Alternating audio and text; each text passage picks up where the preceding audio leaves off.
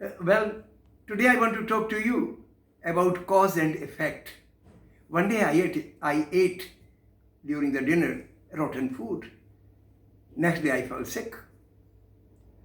Falling sick is the effect, but the cause was rotten food. The food that did not suit my body, I should not eat. Many times I drink things which are not good for my health. Sometimes I eat things that are not good for my health, so I feel sick. Sometimes I had dysentery, sometimes I have cough, sometimes I have fever. So this is a great message in here that if you are sick, find the cause and in future refrain from taking rotten food or unsuitable food. Another example I would like to give you, all science looks for cause-effect relationship. One day Newton was sitting in his backyard and there was a tree, apple tree in the backyard. Suddenly he saw that the apple was falling. He didn't understand why this is falling because there was no string pulling it down. But why the apple was falling, and as the apple was falling down, its speed was increasing. So he was really worried. Then he thought that, what is the cause of this fall? He wanted to ascertain. He thought maybe the soil underneath the tree is pulling it down. So I will project this problem in a slightly different way than Newton did, but something similar to Newton. Then he went, for instance, to a river. He dropped the apple from a height in the river. What do you think? Will it go? Will it go to his home, to the soil, or it will fall in the water? He saw that it fell in the water. So he thought maybe the water is pulling it down. Then he went to a mountain and he dropped the apple again from the mountain. And he found that the apple fell over there. It did not go to his home or it did not go to the river. So he thought maybe the mountain is pulling down. Then he realized the entire earth is pulling it down.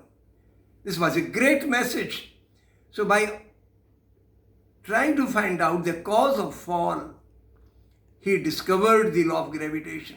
I will give you one more example. Maybe someday I'll elaborate on this law of gravitation. It will take about 5 minutes. Not today, but someday I will talk to you about gravitation. But let me give you another example. In the year 1898, 14 million people died in India. They died of starvation and some disease, minor disease, mostly starvation. But the problem is that what is the cause of starvation? These people didn't have money to buy food. And why didn't they have money? What is the cause of not having money? Because the kind of work they were doing, they were producing clothes. And their clothes was not selling in the market. Because the British government that was ruling India at that time, they did not allow the cloth from these weavers to sell in the market. They put a lot of taxes on it. So that then the problem is that why British government put such a restriction on the sale of clothes of these poor people.